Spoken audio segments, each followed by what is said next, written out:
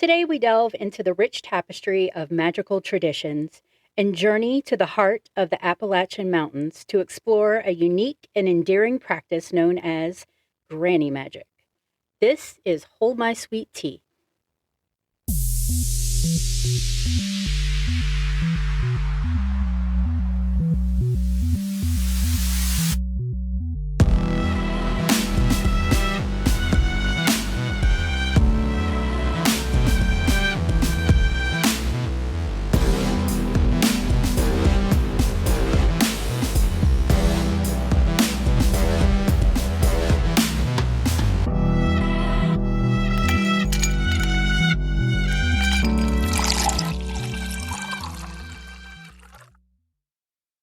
Hey, all you cool cats and kittens. I'm Holly. And I'm Pearl. How are y'all doing today? What an intro, huh? I know, because today when we're recording this, it is St. Patrick's Day. Also, the 5-year anniversary of COVID, the corona, the Rona. The vid. When everybody was like, let's shut it down. And all you cool cats and kittens, the Tiger King and that Carol Baskin. Killed her husband, Whacked him. That's right. How could we forget? Right. Like that is like ingrained in history now. It's gonna be in school. Like, they're gonna be like, let's learn about The Tiger King. the Tiger King. And why you shouldn't keep tigers in captivity. Yes. And Especially when you can't that take way. care of them, Yeah. and then, all of the other drama that went on with that. poor kitties. Poor Yes. baby kids. I know. That was just such an interesting time, and A everybody lot of was- podcasts started during Yes, COVID because they sure everybody was did. stuck in their house and they're like, I need someone to talk to you. Right. Let's start a podcast. Okay. Right? Yep. We We weren't did. even thinking about that. Nope. We were just like, holy crap, how am I going to pay my bills? Yes. Even though my job was like, all right, shut it down, I found other means of income coming in. And Yeah. The rise of the DoorDash. rise of the and DoorDash and all Uber of the food Eats stuff. and- And that's what I did. And I made a killing. Yeah, during COVID, for sure. Gas was cheap. Nobody was on the road. I was out there killing it, making money. Leaving food on people's porches. Yep. Like, It was here's your crazy. stuff. I know remember one, Instacart got used a lot, too. oh yeah, and one lady, like, I had to do a grocery delivery, and she literally had a table at the end of her driveway. She was like, put it on the table and leave. And she had cleaner and all that. She was cleaning off everything before it came in her house. I was like, ma'am. Yeah. Ma'am. Yeah. This is a little extreme. And then weren't they like the Rona's airborne Yeah. contraction, not like you touch stuff and touch your face? Yeah, but they were still being like uber But okay. cautious. Yeah. So, Yeah. so happy Ronaversary. Now I'm going to want to leave here and drink Corona. Yes, with some lime and salt. Yeah. Be like celebrating the Ronaversary with a Corona. Yes, that's what we should do instead of Cinco de Mayo. Ronaversary. Ronaversary. Happy Ronaversary. And it's St. Patrick's Day, so you just tint it green Right. and celebrate it all at one time. I mean, you feel pretty green when you have the Rona, so I Yeah. guess it makes sense. Yeah, I had it. It wasn't bad. It came and went, but it wasn't like horrible on me or whatever. And the thing is, like, my son could have had it, but he was never like tested. Even anytime he got sick, tested positive for COVID. So I did think he might have had it when he was staying with you. Yeah, because But- everybody in the house had got it. Yeah. Like, we were all sick when Yeah. he was staying with me. And I was like, I'm used to the kids getting sick. Yeah. And then me taking care of all the children and me not getting sick. Yeah. And then I got sick after everyone else. And I was like, this is something different. Yeah, this is weird. I don't usually get sick. And that so- was like, what, early February y'all got it because Yeah, well, I actually think it was like in January. Was it January? Okay. Yeah. And then, like, it had been a while before they started talking about it. And then I was like, that's probably what we all had. We had the Rona. Lovely. I felt like I got hit by a bus. And then I had it a second time, which was fun. I ended up breaking out in hives. It was very short, but the rash was weird. Well, I thought I had strep throat, and it ended up being a variant of COVID. So I had to go get tested, and they were like, nope, you tested positive. And then, of course, your job's like, you have to stay out this many days. You can't come back. And I'm like, okay. My poor sister went on her honeymoon and had the vid. I was like, oh no. Ew. So that kind of put a little damper on some things. They spent a lot of time in their Airbnb. Good thing it was pretty. Yeah. But, like you, I never succumbed to the vaccinations. Yeah, no. I didn't do it. I did more of a natural elderberry and natural remedies, which kind of leads into what I'm going to talk about today. Hey. Yeah.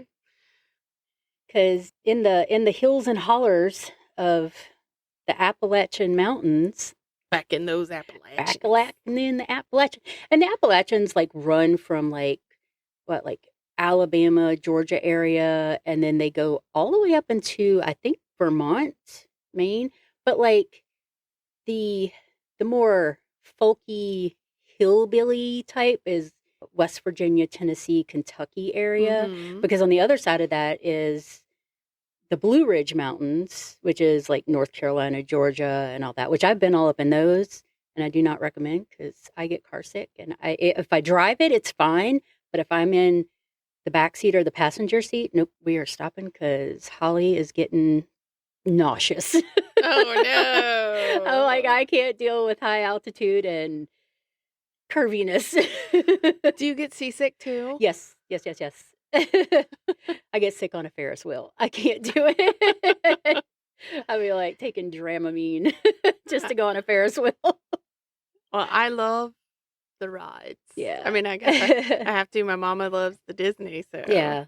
If I didn't, we'd be in trouble. I guess that's why I'm I have a phobia of heights.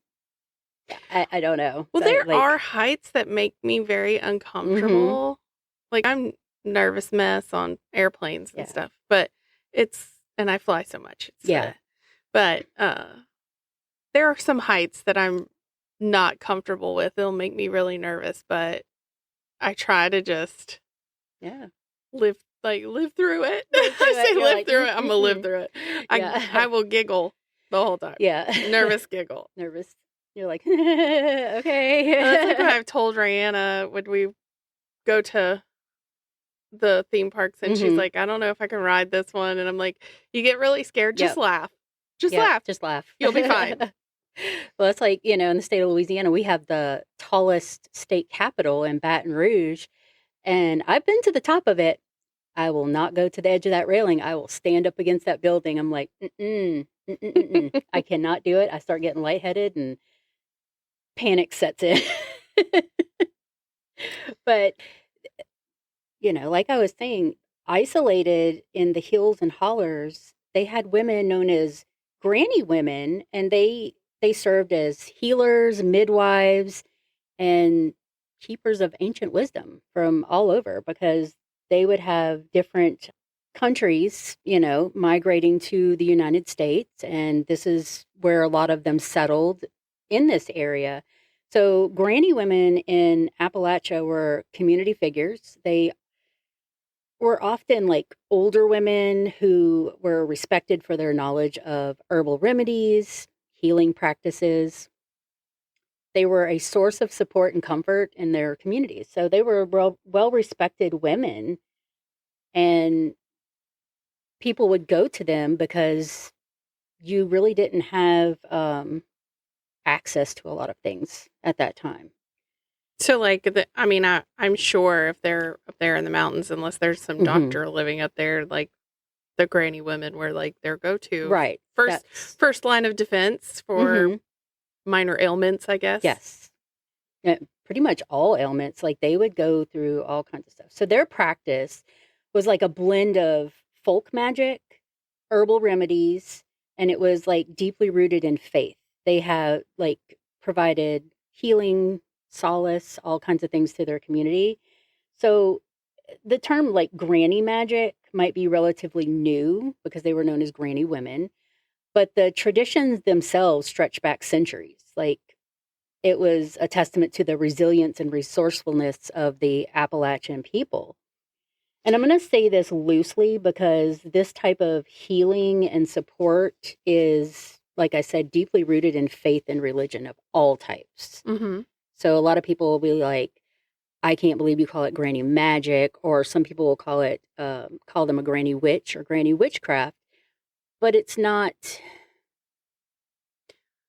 Let's be real. Right. All medicine came from this. Right. Exactly. It came from people finding things in nature that help whatever is going on with you. So like terms like Appalachian granny magic or granny witchcraft, it's not like we're saying, oh, she's a witch, she practices witchcraft or whatever. It's she's practicing her craft and things that she has learned. So in general, she's practicing medicine for what it actually was back in the day. Exactly. So like it's a fascinating blend of cultures and traditions brought to the mountains by European settlers, Native Americans, and those of African descent. So imagine 18th century European women bringing their folk magic from like Scotland, England, and Ireland, which included cunning folk. Like they knew things as far as, you know, seeing into the future. They had beliefs in spirits and fairies, herbalism, and healing. And then they learned from, you know, their Cherokee neighbors about the healing power of the native plants. So when they came here, there were different plants. So the Cherokees would show them like this certain plant does this and this certain plant does that. So we're combining those things together. And then it's like a huge melting pot. Yeah, it really was. And then later, German immigrants started coming over.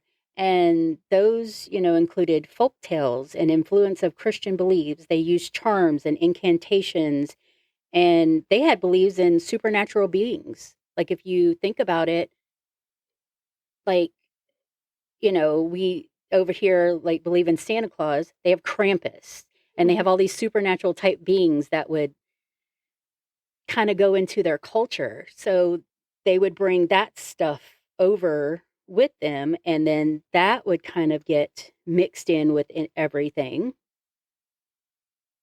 And then also in the 18th century, it was a period of intense disruption due to the transatlantic slave trade. This had like a profound impact on African societies and their spiritual practices. Some of these beliefs were also introduced into the folk magic of the Appalachian culture, which was like ancestral and spiritual traditions like offerings, communication with ancestors, protective charms and amulets, rituals that were used against like malevolent spirits and other dangers. So it was all of these things combined. And like everything you could think of all together. All of these cultures. And this was like a unique magical medicinal practice that they did. And like we were saying, these women were often the only source of aid in these remote areas. Like it wasn't a common practice to drive for hours to receive medical treatment or modern medicine. So like encompasses a lot of like folklore from many different countries. Right.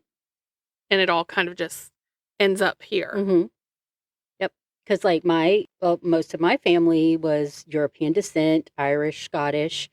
And when, you know, they came over to the United States, it was North Carolina, like Tennessee area. Yeah, my dad's side. And like they came over and settled in this area. So there's lots and lots of people in this area. But grannies were midwives, They helped during pregnancy, after childbirth. They were healers who used like methods outside of conventional Western medicine. They were diviners who try and see into the future with things like tea leaves, tarot cards, or using a pendulum for divination. They would also use dowsing rods to find water. They would predict the weather according to animal behavior, like birds flying low or cattle huddling together. They knew a storm was coming in. They would use physical sensation like aching joints or the way the smoke rose from a chimney. Like, I know when winter's coming because my knee starts hurting. Right. Right. Like your achy joints. Stiff, achy joints. Yeah. And you're like, oh, we got some weather coming. Yup. We got it coming. Like so you kind of know. That's something my grandparents used to say all the time. Oh, my hands hurt. We're probably going to have some rain today. Right. And like when you see like the crows out and stuff, bad weather's coming because you'll see a lot of crows flying and picking stuff up and all that because they're getting ready for rainy weather. And now we have meteorologists, so people don't even pay attention. I still pay attention to those things. So wrong a lot of times, but not always. Pay attention to the surrounding things around you, like the animals and your achy joints. Yeah, they matter. And granny women also consulted. They were consulted for everything from like love affairs to, like I said, medical advice. And importantly, due to the strong Protestant Christian influence, they didn't see themselves as witches, but as healers using God-given knowledge. The Bible itself was often seen as a source of power, and its words were used in charms and spells. So they would not only give you like this medicine, they would also say these little incantations almost, but a lot of them were things from the Bible and things that they knew of. They would say like little rhymes and sayings and go throw a little scripture in it. Right, throw a little scripture in it. Like, I mean, I'm sure some of them that you've heard before. Let me give you some examples. Like, an apple a day keeps the doctor away. Sticks and stones may break my bones, but words will never hurt me. And that was to help children deal with like emotional pain. Because I was always told that. Be like, well, you just tell them sticks and stones will break my bones, but your words will never hurt me. And and the more toxic, I know you are, but what am I? I know you are, what am I? That was not one. No, that was very toxic. And then things like feed a cold, starve a fever.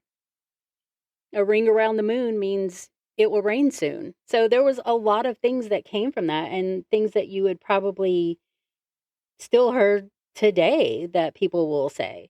And like some of the remedies, like I don't know about like your family, but some of the remedies my mother would use. If I was sick, she would make me a hot toddy, which had whiskey and lemon and honey in it. I remember when I was little, I had a boil and it was so painful. And she took ground flaxseed and made a paste on some like gauze and stuff. And she made a poultice and put that on there. Next day, it drew every bit of that stuff out of there. And I still remember like the way it smells because now I'll like put flaxseed like in certain things when I'm doing it, like my yogurt and all that. And I smell that smell and I'm like, that brings back a memory. Yeah. And we always had like a ton of cats and stuff around our house. And as a kid playing with cats and playing in the dirt, you would get ringworms. Yeah. Notorious little ringwormies. So she would take a white plate and she would strike a match and she would burn it on that plate and take that sulfur from the match and put it on my ringworm gone. Like a couple days, it was gone. So there was all those things that, like, I don't know, like if your parents had used anything. I was, I'm older than you, so like it's been a while back, but it was, all I have those little uncultured things. Father. Uncultured father.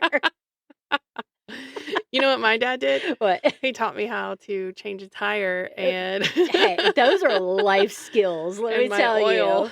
Yes. Yeah. I got more life skills than I got medicine from him. Right? Yeah. I guess, the closest thing I can think of is I will tell you that when I was little, head lice loved my head for some reason. Like, I would end up with that all the time. Oh, it would run rampant in the South. Like, literally, we did, like, kerosene in my, like, all the things that were not traditional to my head. Imagine what I smelled like for days after that. My mom, like, I had real long hair, and she ended up having to cut my hair, but I got it, and she went and got the stuff from the pharmacy to treat my hair. And I remember the neighbor kids, they had a big thing of kerosene, and they would just dunk all of their hair in kerosene.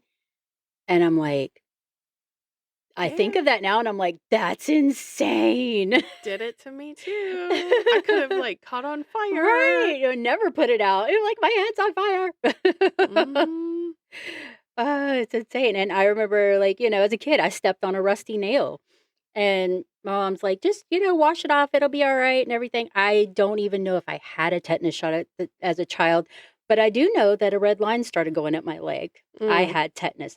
So she takes some hot boiling water, puts it in with Epsom salt, gets it to where I can tolerate it, put my foot in this bucket of water and Epsom salt, and she said, just sit there until that line goes all the way back down. I literally could have died. But, just sit there. But old-timey remedies, like, they were everywhere, and don't try these at home. Yeah. Yeah, we are not giving medical advice today, so do not. We are not advocating any of these things. It's it's purely informational, but not, like, testimonial or anything of that nature. Like, doctors will say cranberry juice has not been proven to get rid of a UTI, but it sure does get rid of it. Helps. Yeah, it helps. Yeah. And I mean, I'm a big believer in natural remedies. Like, I will do honey and ginger and lemon for, like, a cold, a sore throat. You gargle with warm salt water. You have an upset stomach, peppermint, ginger, chamomile tea. Our bodies are very strange things, and I feel like mind over matter has a little bit of something to do with it sometimes too. Absolutely. So, absolutely. But, Granny Magic also incorporated not only, like, the medicinal stuff, they also did charms and spells and protective rituals. Iron, especially nails, was considered a powerful ward against negative influences. Hoodoo, a folk magic tradition with roots in African practices, also found its place in the Appalachian Hills. So today there's, like, been a resurgence of interest in granny magic. I know on TikTok there's a lot of videos and people doing natural remedies and showing you what things to gather up and everything. But, the people with Appalachian roots are embracing their heritage. They're trying to reconnect with the traditions of their ancestors. People don't always call this magic, and they don't always call it witchcraft. It's just what they do. So if you grow up in that area, it's everywhere, and it's just a common practice. But if you don't, you're all out here being the skeptic and judgy. Right. You're like, I don't know about all that. But but it's, and it's more than just a collection of, like, spells and remedies. It's a testament to the strength, the resilience, because those women, like, help people survive. Right. Their wisdom and their traditions and everybody looks for comfort in their times of sorrow and unwellness. Unwellness. I'm like, what am I trying to say here? Lord. Yeah. So I think it was a fascinating read, and I, like, went into, a good bit of it. And to this day, like, I do some of these practices, and I'm big into herbalism and natural remedies and things because I don't like taking modern medicine. Well, a lot of times it's got, like, side effects that are going to be like just as bad sometimes or even worse than what you're trying to get rid of by taking that medicine to begin with. Right. You start reading it, like, I'll get a prescription and I will sit there and read everything about it, and I will decide whether I'm okay with that or not, because I'm like, I know that everyone in my house gets tired of the ads for some new medicine because every time they start talking about like it may cause blah blah blah blah blah, I always go, "Hey, do you have anal itching? Or whatever." Like I just pick the most obscure thing out of it, and I'll run around asking everyone, "Do you have?" And they're like, "What medicine is this one for?" And they'll be like, this medicine, do not take if you're allergic to this medicine. I'm like, how do you know if you're allergic to it if you've never taken it? You got to take it to find out. Right. I'm like, this is insane. But Big Pharma, they get rich off that because they, but a lot of those medicines still use plants and herbs and roots and things like that that they extract. But then they add a bunch of chemicals and things and mind-altering substances.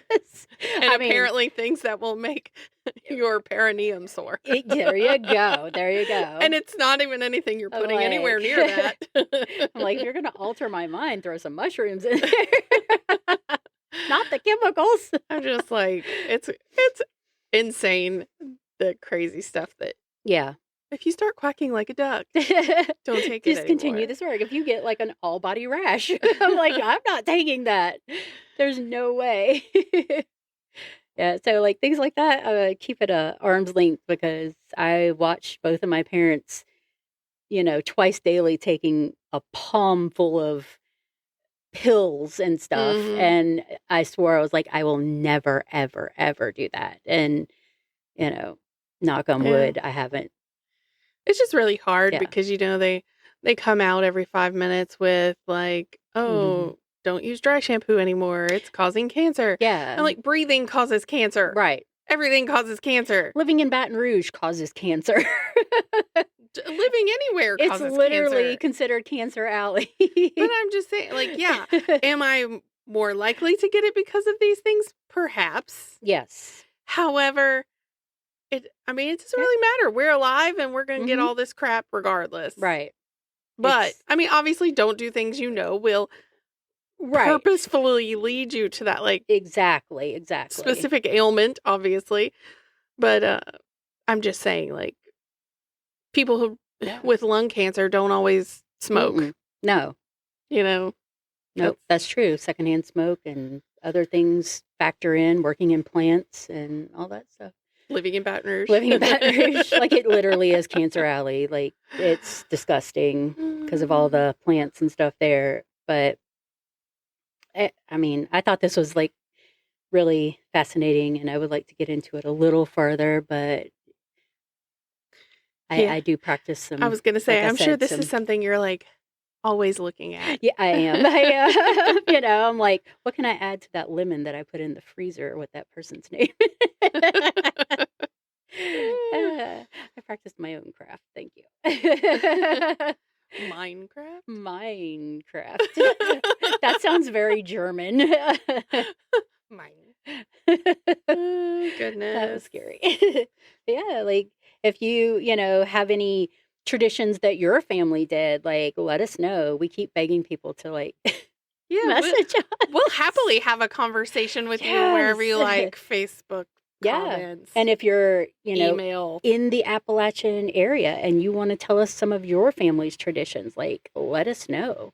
That would be so cool to hear. Like I posted a video today it posted today on our King's Tavern episode, and I put a video on TikTok and somebody answered and they were like, I went to that like 10 years ago when it was a restaurant and they were talking smack about Madeline and she said, I swear the table lifted up and like moved when we were sitting there because she got mad. Yeah, and that's the cool stuff we want. Yes, and I'm like, thank you for letting us know that. That's so cool. And we're gonna here soon. We're gonna take a little trip to Natchez, even though that tavern is closed, and we're gonna go, do some little investigation on the outside at least, and we'll visit some other places. There's some cool places, homes, yes, and other restaurants that are still open because we do gotta eat. Yeah.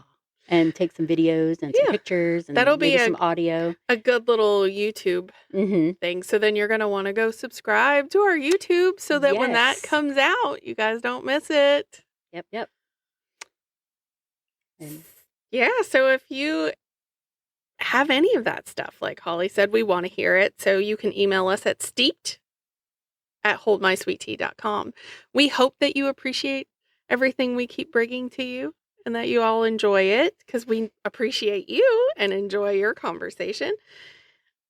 All sources for this episode can be found in the show notes. Our theme music is by Patty Salzetta. And again, you can find us on all the socials. all of them. All the socials. And we're on every platform you can imagine for podcasts. So listen to us. Yes. Go and listen to us and do all the things that Pearl said to do, because, she's a Cancer and she'll come after you. Kidding. But, we do also have a little surprise coming. We're going to get a little body modification soon. And probably by the time this comes out. Yeah, this will come out on the 31st. Oh, yep. Then we will have already had it, and I'm sure you'll see it on our socials and everything. All the socials. We are dedicated to this podcast. We are getting tattoos, dedicating ourselves to it. We have so much fun. Absolutely. We want to memorialize it. Right. We're like, you know what? Even if nobody listens and we don't monetize or anything like that, we're still just going to do it because it's fun. Yeah. It was a good little memory, good little story to tell the future generations of 20 years ago. We'll be sitting on our rockers on the porch and going, welcome to Hold My Sweet Tea. But, the podcast where my false teeth fall out and I can't speak right. Come see Granny while I get you some magic. Hold My Sweet Tea is a Drunken Bee production. Bzz. And you guys stay safe out there. And just because we're dipping doesn't mean you can't keep sipping. Bye.